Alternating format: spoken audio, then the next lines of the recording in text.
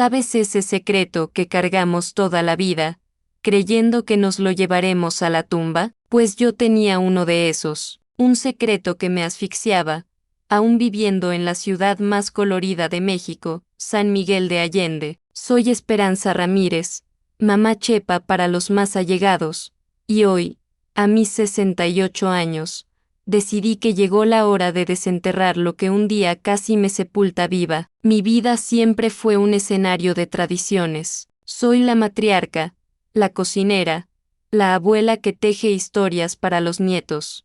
En el patio de la casa, mi mole poblano es famoso por aquí, y mis oraciones, dicen, alcanzan el cielo. Pero detrás de toda esa fachada de fortaleza, existía una niña asombrada, atrapada en un silencio que duró más de 6 décadas, una herida que, por más que yo regara con fe y trabajo, nunca dejaba de sangrar por dentro. La verdad es que yo era una guardiana de memorias, no solo de las bonitas, sino de aquellas que uno quiere olvidar. Y fue en un día de muertos, fíjate la ironía, que el pasado vino a cobrarme. San Miguel de Allende estaba de fiesta, como siempre. Las calles desbordaban colores, olores a cempasúchil e incienso, el bullicio alegre de la gente celebrando la vida y la memoria de los que se fueron. Yo estaba en la procesión, sintiendo el calor de la vela en la mano, el corazón ligero por el aire festivo, y entonces,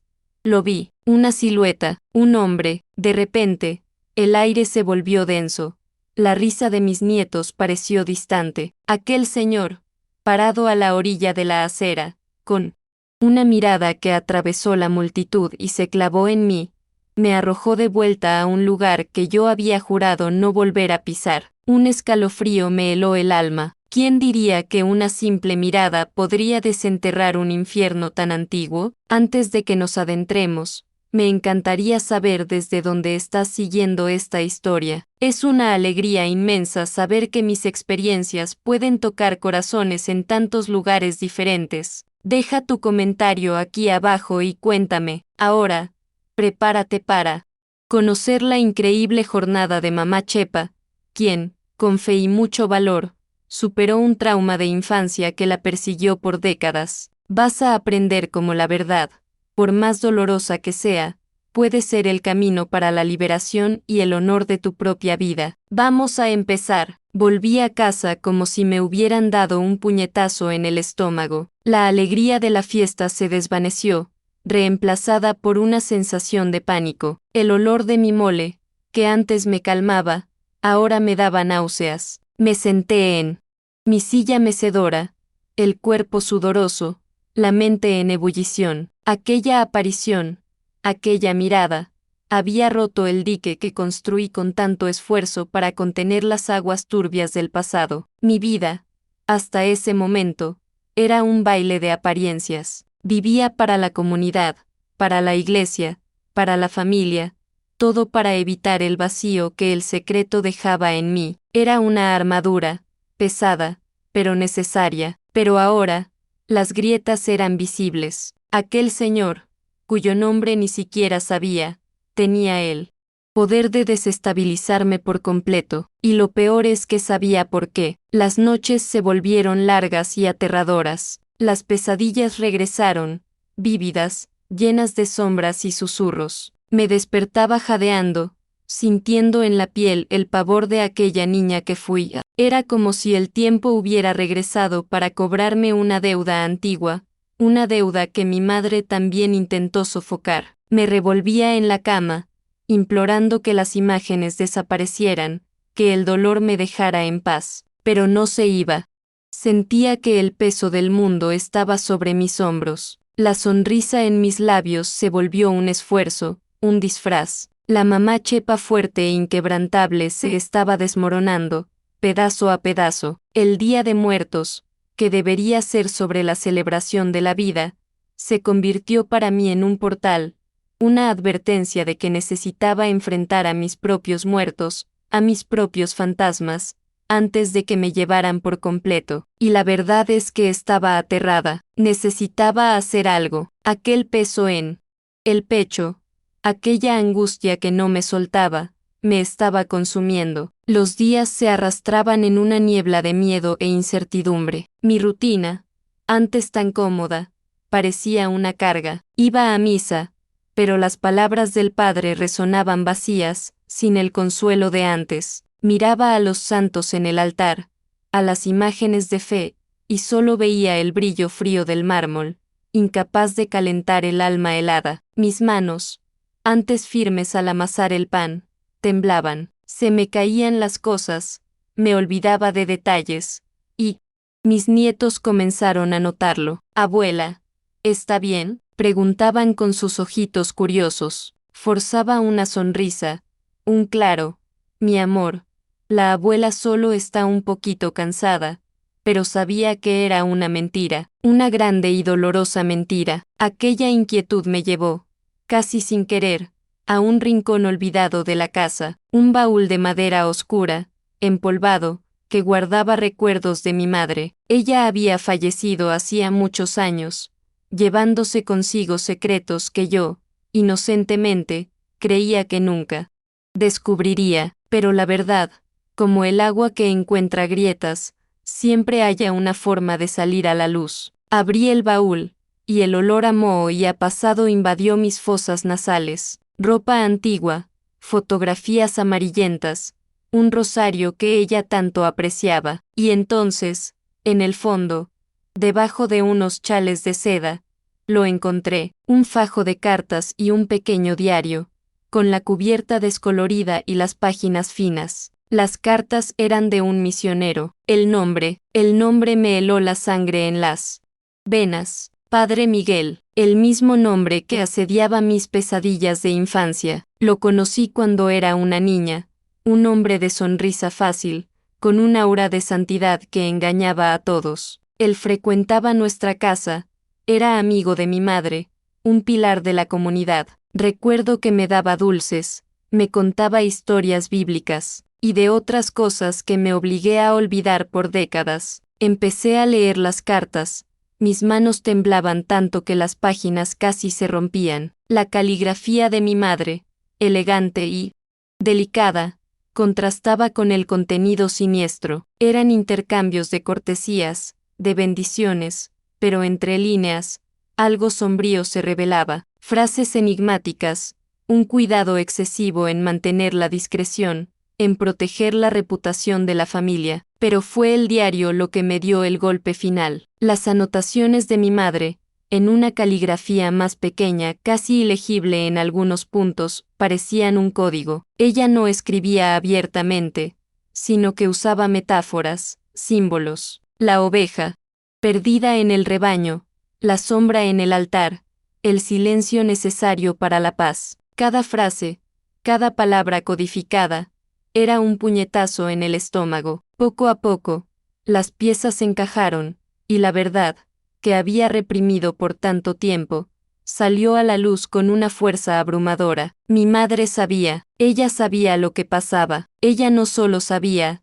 sino que había elegido el silencio, la omisión, para protegerse a sí misma y la imagen de la familia. El encubrimiento de ella, la connivencia, fue la segunda puñalada. No podía respirar. El aire en la habitación parecía pesado, sofocante. Los recuerdos vinieron como una avalancha. Ya no eran fragmentos borrosos, sino escenas nítidas, en colores vivos, con todos los detalles crueles que había intentado enterrar. El toque, el miedo, la vergüenza que me carcomía. Me vi a mí misma, una niña pequeña, asustada, y la figura imponente del Padre Miguel. Su sonrisa, antes gentil, ahora me parecía la de un depredador. El olor a incienso, que tanto amaba, se mezclaba con el olor a naftalina del baúl y me llevaba de vuelta a aquellos momentos, a la casa parroquial, al confesionario. ¡Ay,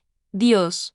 El confesionario, el lugar de purificación que se convirtió en el escenario de mi impureza forzada. El dolor era físico, una presión en el pecho que se irradiaba por todo el cuerpo. Lloré como nunca antes en la vida, no un llanto silencioso y controlado, como estaba acostumbrada, sino un llanto convulso, desesperado, que venía del alma. Las lágrimas corrían por mi rostro arrugado, mojando las páginas del diario, mezclándose con la tinta descolorida de la escritura de mi madre. La rabia se mezclaba con la tristeza, rabia de él, por haberme robado la inocencia, rabia de mi madre, por haberlo permitido, y rabia de mí misma, por haberme callado por tanto tiempo. Era un torbellino de emociones, un grito silencioso que cargaba hacía toda una vida. Necesitaba aire. Salí corriendo al patio, debajo de aquella bugambilla que tanto amaba. Las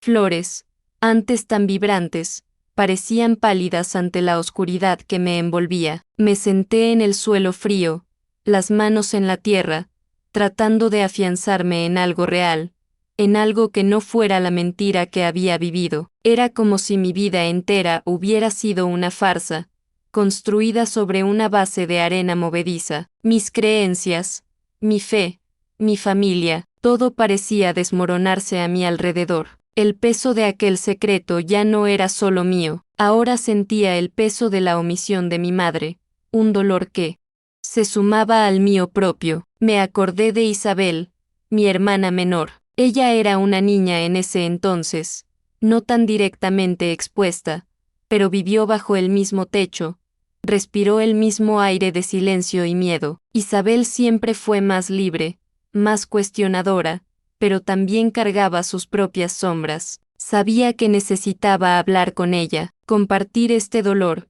esta verdad.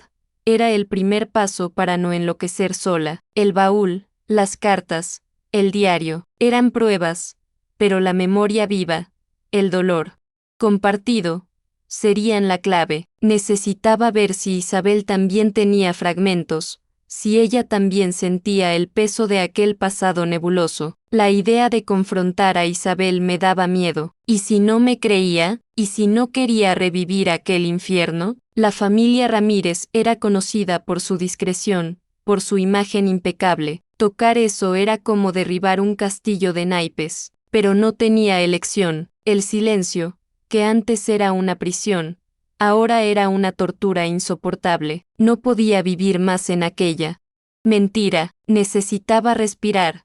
Necesitaba la verdad, costara lo que costara, y quizás, solo quizás, compartirlo con Isabel sería el primer ladrillo para reconstruir el puente sobre aquel abismo. Era un salto al vacío, pero estaba cansada de vivir en la oscuridad. Si estás escuchando esta historia y sentiste un eco de ella en tu propia vida, que sepas que no estás sola. Deja un me gusta y suscríbete al canal para que más historias de superación como la mía puedan alcanzar e inspirar a otras personas a encontrar su propia voz. No sabía si Isabel me apoyaría, pero necesitaba intentarlo. Necesitaba un aliado en esta batalla, alguien que entendiera la profundidad de mi dolor, que no me juzgara, que me ayudara a juntar los pedazos de mi memoria y, quién sabe, encontrar un camino hacia la curación. La esperanza, que es mi nombre, parecía, por primera vez en años,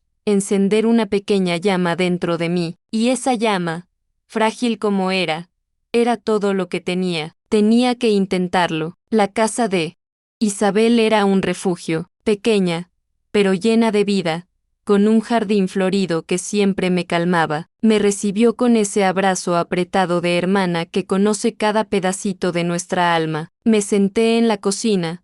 El aroma a café recién colado me envolvía. La miraba, al rostro envejecido que aún guardaba rasgos de la niña que un día fuimos, y la pregunta me ahogaba en la garganta. ¿Cómo empezar? ¿Cómo derramar esta torrente de dolor sobre ella? Respiré hondo. Contuve las lágrimas que se empeñaban en salir y decidí que la mejor forma era ser directa, sin rodeos. Isabel, comencé, la voz embargada, necesito contarte algo, algo que guardé toda la vida, y que ahora no puedo guardar más. Ella me miró, curiosa, un poco preocupada. Sus ojos, tan parecidos a los de nuestra madre, me miraban con una intensidad que casi me hizo dudar. Pero continué. Comencé hablando del baúl, de las cartas, del diario. A cada palabra, a cada revelación, Veía cómo cambiaba su expresión. La sonrisa desapareció, la curiosidad dio paso a la aprehensión, y después, al dolor. Cuando mencioné el nombre del padre Miguel, Isabel se estremeció, un escalofrío recorrió su cuerpo, y apretó las manos en la mesa, los nudillos blancos. «¿El padre Miguel?», susurró, la voz casi inaudible. «¿Qué tiene él que ver con esto?».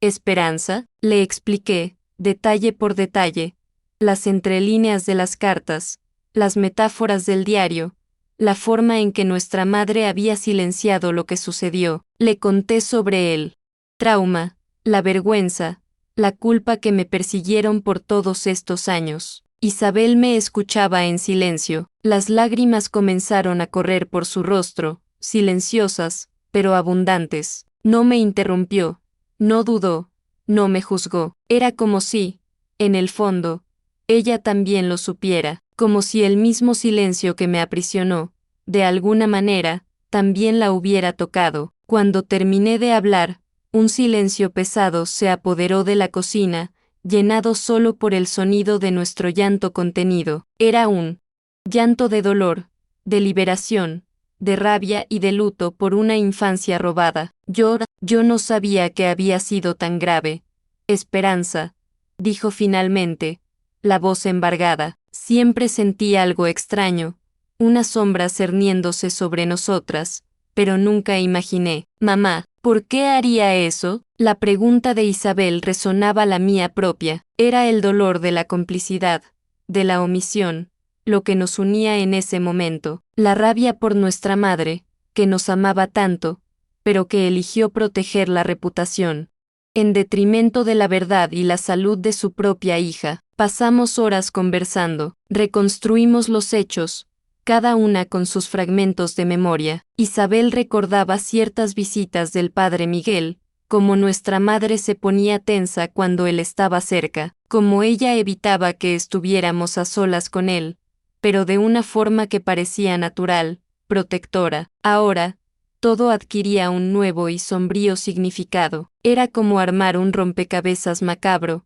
donde cada pieza que encajaba traía más dolor, pero también más claridad. Hablamos sobre cómo la fe, que debería ser un escudo, había sido utilizada para encubrir la maldad, como la imagen de familia perfecta era una prisión para nosotras dos. Isabel me confesó que también sentía el peso del silencio, de algo no dicho, de una tristeza velada en nuestra casa. Ella no había pasado por lo que yo pasé, pero el ambiente de miedo y omisión la afectó profundamente. Ella también cargaba sus propias heridas, aunque invisibles. Aquel día, en medio de las lágrimas y el dolor, nació una nueva alianza entre nosotras, una fuerza silenciosa, pero poderosa. Ya no éramos solo hermanas, éramos cómplices en la búsqueda de la verdad. Isabel me dio el coraje que necesitaba para seguir adelante, para no callarme más. Me abrazó fuerte, las lágrimas mojando mi hombro. «Vamos juntas, Chepa, no importa lo que pase. Vamos juntas a desenterrar esta verdad y honrar la memoria de esa niña que fuiste». Era el primer paso para la sanación. El peso en mi pecho no desapareció por completo, pero estaba más ligero. El secreto, que me asfixiaba, ahora era compartido. Era como si la luz hubiera comenzado a entrar por las rendijas de mi alma. La jornada sería larga, dolorosa, lo sabía, pero ya no estaba sola. Tenía a Isabel a mi lado, y juntas éramos más fuertes. Aquel día, en su casa, fue el día en que la verdadera esperanza comenzó a renacer. Si tú también tienes un secreto que te pesa, recuerda, compartir es el primer paso hacia la libertad. Suscríbete al canal para más historias de resiliencia y para que podamos seguir juntos en esta jornada de sanación y verdad. Sentía una ligereza extraña, un alivio mezclado con el dolor. Era el inicio de una batalla,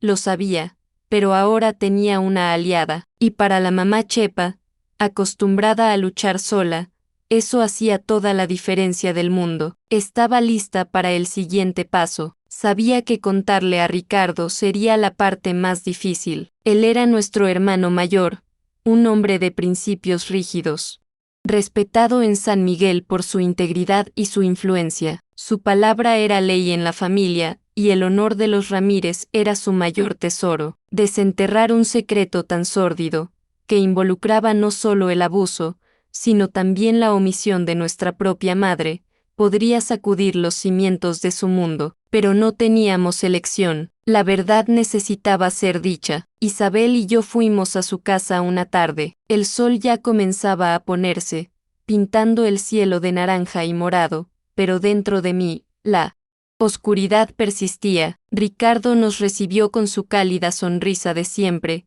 pero notó de inmediato la gravedad en nuestros rostros. Me senté en la sala, la misma sala donde tantas veces jugamos de niños, y comencé a hablar. Hablé del baúl, del diario, de las cartas. Le conté, con la voz embargada y las lágrimas corriendo, todo lo que había descubierto. Isabel, a mi lado, me sostenía la mano, un apoyo silencioso e inquebrantable. El rostro de Ricardo fue contorsionándose a medida que hablaba. Primero, incredulidad, después, shock y, por último, una rabia que nunca había visto en sus ojos. Aquel hombre tranquilo y ponderado se transformó ante nosotras. Sus puños se cerraron, las venas de su cuello se hincharon. El padre Miguel, mamá, sabía esto, y no hizo nada. Su voz era un susurro ronco, casi un gruñido. Se levantó, caminando de un lado a otro en la sala, como un león enjaulado. Su rabia era palpable, casi me asfixiaba. Golpeaba la mesa, maldecía en voz baja. Venganza.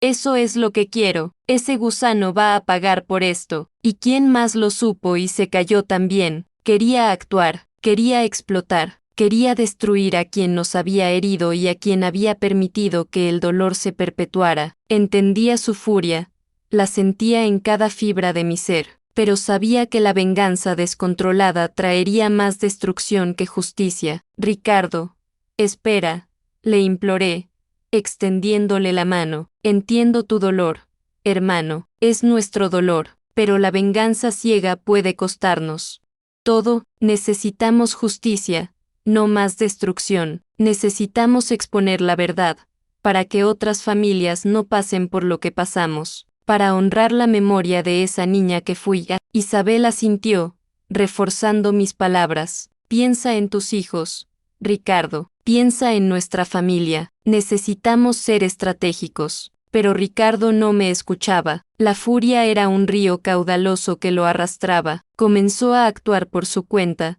movido por una sed de justicia que se confundía con venganza. Confrontaba a personas, a curas, a miembros influyentes de la Iglesia, cuestionándolos, exponiendo lo que él creía que era la hipocresía y el encubrimiento. La comunidad de San Miguel de Allende, antes tan unida y devota, comenzó a sentir los temblores. Las acciones impetuosas de Ricardo generaron un escándalo público. El nombre de la familia Ramírez, antes intocable, comenzó a ser susurrado en las calles, asociado a chismes y acusaciones. Fui a misa y sentí las miradas, los cuchicheos. Mis nietas regresaban de la escuela disgustadas, preguntando por qué sus amigos ya no querían jugar con ellas. El peso de la culpa me invadió. ¿Había hecho lo correcto al desenterrarlo todo? La búsqueda de la verdad estaba destruyendo a nuestra familia en lugar de curarla. Me sentía en un callejón sin salida. La paz que tanto buscaba parecía más distante que nunca. El silencio,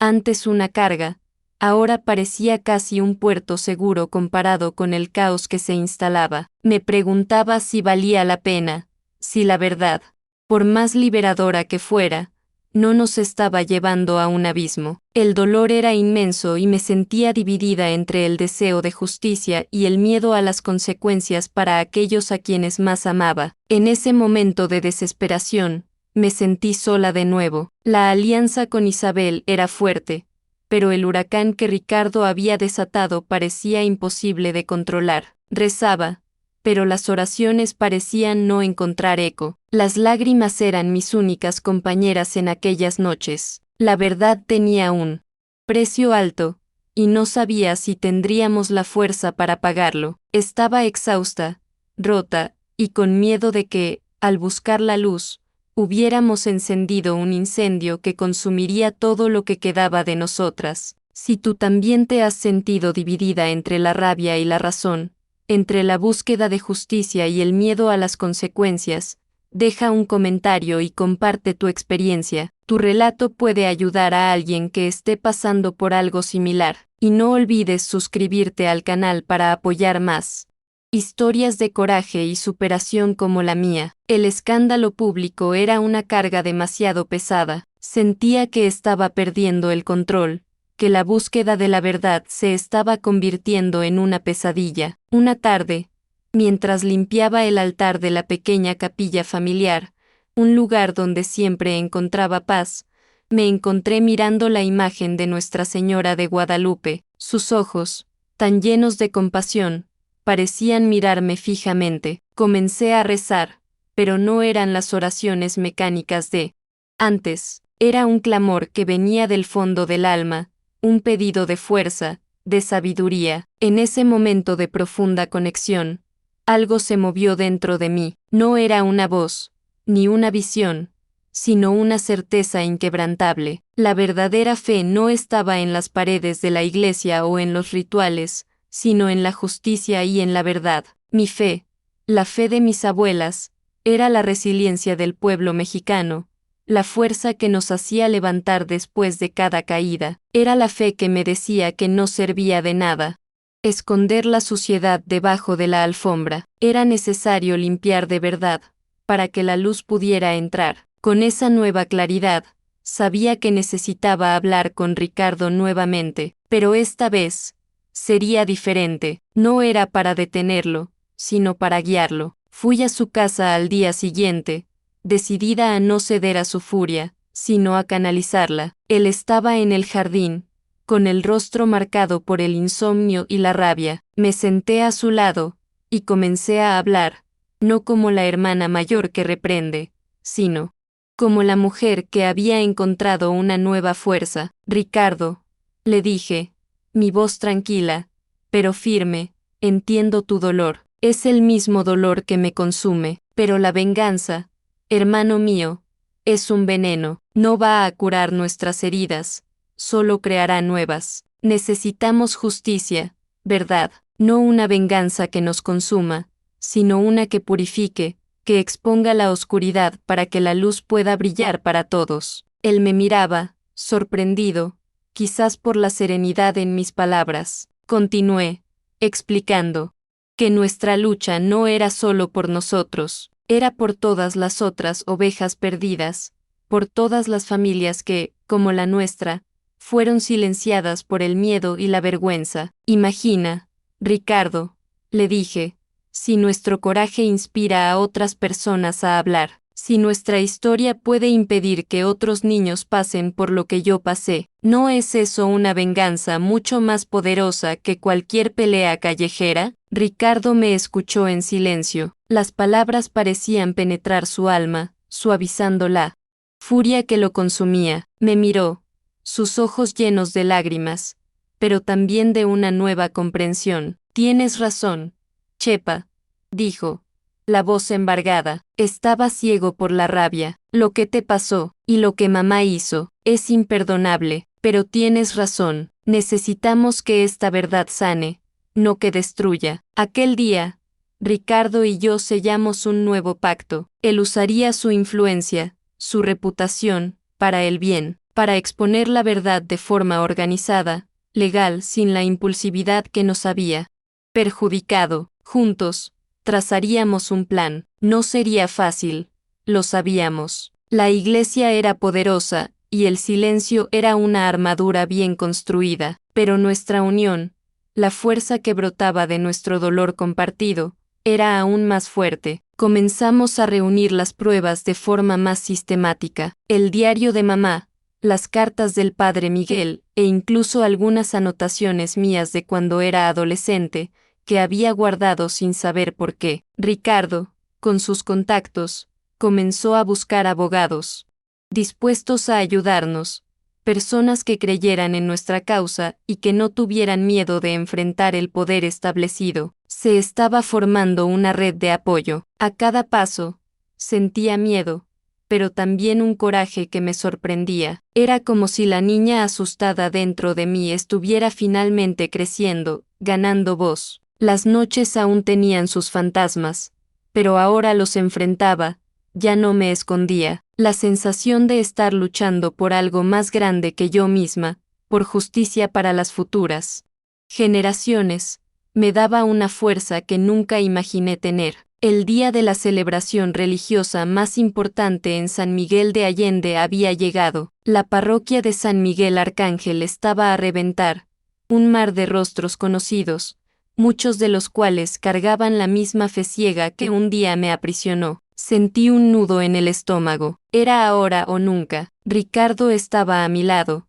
Su presencia me daba una fuerza que no sabía que tenía. Isabel y otros miembros de nuestra familia, todos conscientes del plan, estaban dispersos por la iglesia, listos para apoyarnos. El sermón del padre parecía distante, amortiguado por el latido de mi corazón. Las palabras sobre caridad, perdón y verdad resonaban de forma irónica en mis oídos. Miré el altar, las imágenes sacras, y pedí silenciosamente coraje. Mi mirada barrió la multitud y, por un instante, lo vi de nuevo. El hombre que me había causado tanto pavor en el Día de Muertos, sentado en uno de los primeros bancos, con la misma aura de falsa santidad. Padre Miguel, me faltó el aire, pero me aferré a la mano de Ricardo. Cuando el sermón terminó y el padre anunció el momento de las oraciones de la comunidad, Ricardo, con su voz potente y respetada, pidió la palabra. Un murmullo recorrió la nave. La gente se volteó, curiosa. Él carraspeó, y sus ojos se encontraron con los míos, un gesto de coraje. Amigos, hermanos y hermanas en Cristo, comenzó, su voz firme, mi hermana, Esperanza Ramírez, tiene algo importante que compartir con todos ustedes, una verdad que necesita ser dicha, por el bien de nuestra comunidad y de nuestra fe. El silencio que siguió fue casi ensordecedor. Todos los ojos se volvieron hacia mí, mis piernas temblaron, pero me erguí, respiré hondo, el aire parecía rasgar mi garganta. Miré al padre Miguel, quien, al escuchar su nombre de pila, palideció, intentó levantarse, un movimiento brusco, pero fue contenido por los que estaban a su alrededor, sorprendidos por la escena. Mis ojos se fijaron en él, y mi voz, antes temblorosa, ganó una fuerza que no sabía que poseía. Mi nombre es Esperanza Ramírez, comencé, y a cada palabra, el dolor se mezclaba con la liberación, y fui abusada de niña por el padre Miguel. La confesión explotó en la iglesia como un trueno. Un murmullo de shock e incredulidad se apoderó del ambiente. Vi a personas levantarse, otras tapándose la boca con las manos. Algunas mujeres lloraban, y sabía que no era solo por mí, era por todas las demás, por todas las verdades silenciadas. Continué, sin dudar, detallando la complicidad de mi madre, la forma en que el silencio y el miedo encubrieron la maldad. Hablé sobre la vergüenza que me carcomió por décadas, sobre las noches de pesadillas, sobre la lucha por mantener una fe que parecía haberme abandonado. A cada frase, veía la furia en los ojos de Ricardo, ahora canalizada hacia un propósito mayor. Él se mantenía firme a mi lado, su presencia un escudo, su mano en mi espalda, dándome la fuerza para continuar. La conmoción era inmensa. Algunos padres intentaron interrumpirme, pero Ricardo, con su influencia y su voz de mando, los detuvo. Déjenla hablar, la verdad no puede ser silenciada más. Su grito resonó por la iglesia, y la comunidad, antes paralizada, comenzó a moverse. La gente se levantaba en apoyo, algunas con lágrimas en los ojos, otras con la rabia estampada en el rostro. El padre Miguel intentó huir, pero fue impedido por los fieles, que ahora lo miraban con una mezcla de repulsa y traición. Lo que sucedió a continuación fue un terremoto emocional. Mujeres, algunas ancianas como yo, otras más jóvenes, comenzaron a alzar sus voces, algunas de forma tímida, otras con el coraje que mi voz había encendido. Eran historias similares, susurros que se convirtieron en gritos. El padre Miguel, y otros nombres de figuras respetadas en la comunidad, comenzaron a surgir, revelando una red de abusos y encubrimientos que se extendía por años. La venganza feroz de Ricardo no fue física, no fue impetuosa como él había planeado, fue la voz de la verdad, el peso de la influencia, la exposición pública que él garantizó que no sería silenciada. Usó sus contactos, sus conexiones, para que las autoridades fueran activadas, para que la Iglesia no pudiera seguir barriendo la suciedad bajo la alfombra. Ese día, en el altar de la Iglesia, fue el día en que la justicia comenzó a hacerse, no solo para mí, sino para muchas otras víctimas. Terminé de hablar con la voz embargada, pero con una sensación de ligereza que nunca había experimentado. La Iglesia estaba en ebullición, pero yo me sentía en paz. La verdad, por más dolorosa que fuera, había sido liberada. Las semillas de la sanación y del cambio habían sido plantadas, y sabía, en el fondo de mi alma, que mi calvario había llegado a su fin. Era el comienzo de una nueva era para San Miguel de Allende, una era de transparencia y de sanación, forjada en el coraje de una abuela que se negó a callar. Los días que siguieron a aquella celebración en la iglesia fueron una mezcla de caos y de una extraña paz. San Miguel de Allende, antes un reducto de tradiciones inquebrantables, estaba en ebullición. El nombre del padre Miguel fue borrado de todos los registros de honor, y la investigación que Ricardo había instigado comenzó a desvelar una red de complicidad que sacudió las estructuras de la diócesis. Otros nombres, antes intocables, fueron expuestos, y la verdad, como una fuerte corriente, arrastró consigo la suciedad que se acumulaba desde hacía décadas. La prensa local, e incluso algunas emisoras nacionales, cubrieron el caso. Nuestras fotos, mías y de Ricardo, aparecían en los periódicos. Éramos héroes para algunos, y traidores para otros. Pero, para mí, éramos solo personas buscando justicia. Recibí cartas, muchas cartas, de mujeres de todas las edades, de diversas partes de México, compartiendo sus propias historias de abuso y silencio. Cada carta era una puñalada, pero también una prueba de que mi voz no había resonado en vano. La familia Ramírez, por supuesto, sintió el impacto. Las miradas de juicio disminuyeron, pero no desaparecieron por completo. Algunos parientes se distanciaron, incapaces de lidiar con el escándalo, pero la mayoría, especialmente mis hijos y nietos, nos abrazaron con una fuerza renovada. Entendieron que el verdadero honor no estaba en la imagen, sino en el coraje de enfrentar la verdad. Mis nietas, antes confundidas con los cuchicheos en la escuela, ahora me miraban con admiración. La verdad, por más dolorosa que fuera, las liberó del peso de una mentira. Ricardo, mi hermano, se transformó con la jornada. La rabia que antes lo consumía se canalizó hacia un propósito noble. Se convirtió en un defensor incansable de las víctimas de abuso, usando su influencia y su reputación para crear fundaciones de apoyo y para luchar por leyes más justas. Su venganza se convirtió en la voz de los que no tenían voz, y él encontró en la causa una redención personal que lo dignificó aún más ante la comunidad.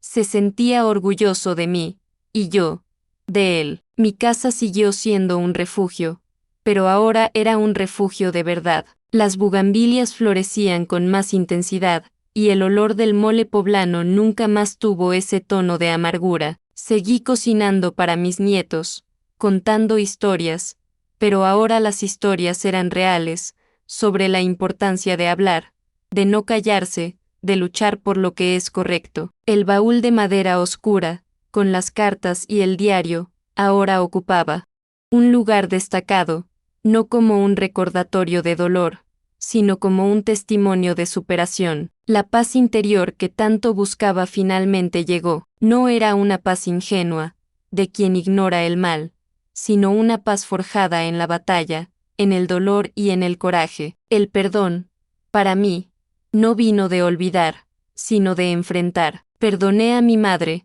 no por su omisión, sino por sus propias limitaciones y por el miedo que la dominaba. Entendí que era una mujer de su tiempo, aprisionada por las convenciones y por la fe ciega. Al padre Miguel, a ese no lo perdoné, pero la rabia se transformó en una tristeza serena, una aceptación de que la justicia, aunque tardía, se había hecho. La comunidad de San Miguel de Allende pasó por un proceso de sanación lento, pero significativo. La iglesia tuvo que reestructurarse, nombres fueron cambiados, y la transparencia se convirtió en una premisa. Lo que parecía ser el fin del mundo para muchos, fue en realidad el inicio de un nuevo tiempo, donde la fe se volvió más auténtica, basada en la verdad y en la protección de los más vulnerables. Las calles coloridas de la ciudad, que un día fueron escenario de un secreto sombrío, ahora brillaban con una nueva luz,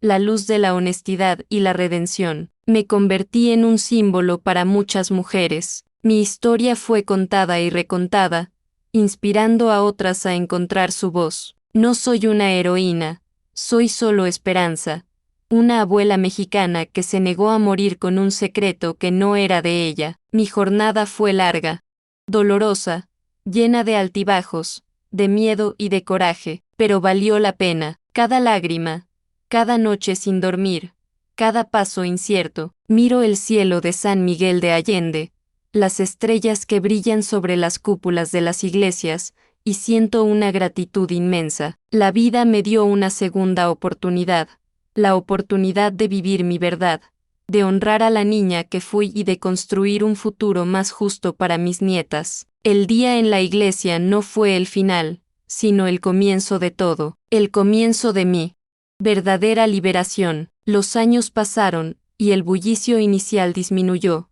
pero el impacto de aquel día en la iglesia de San Miguel de Allende jamás fue olvidado. La herida, que parecía incurable en el alma de la comunidad, comenzó a cicatrizar, lenta, dolorosamente, pero de forma verdadera. La iglesia, antes un símbolo de fe incuestionable, aprendió, a su propia manera, que la transparencia y la humildad eran más poderosas que el silencio. Obispos fueron removidos, nuevas directrices de protección a niños y adolescentes fueron implementadas, y una nueva era, más vigilante y responsable, comenzó. Para mí, mamá Chepa, la vida ganó nuevos colores. Mis mañanas aún comenzaban con el olor a café y el bullicio de los nietos, pero ahora los miraba con la ligereza de quien se liberó de una carga invisible. El dolor del pasado aún estaba ahí, una cicatriz, un recordatorio de lo que viví,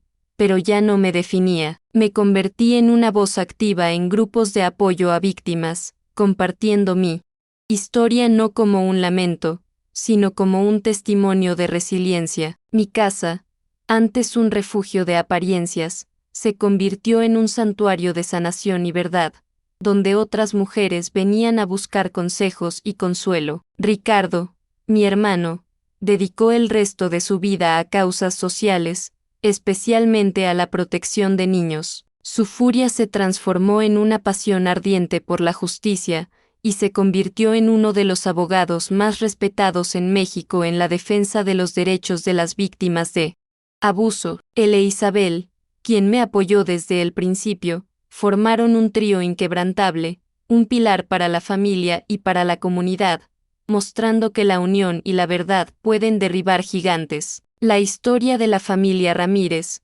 antes sinónimo de discreción y tradición, ahora era contada como un ejemplo de coraje. Mi nombre, Esperanza, nunca tuvo tanto sentido. Yo era la esperanza para aquellos que, como yo, cargaron secretos pesados por demasiado tiempo. La paz que sentía no era la ausencia de problemas, sino la presencia de una conciencia limpia, de un alma que finalmente había encontrado su lugar en el mundo. Las pesadillas disminuyeron, pero la memoria, es así, permaneció, y era bueno que permaneciera, porque era la memoria la que me recordaba la fuerza que encontré, la voz que conquisté, era la memoria la que me impulsaba a seguir luchando, a seguir hablando, para que ninguna otra niña, en San Miguel de Allende o en cualquier otro lugar, tuviera que vivir lo que yo viví. La justicia se había hecho, y la verdad, por más dolorosa que fuera,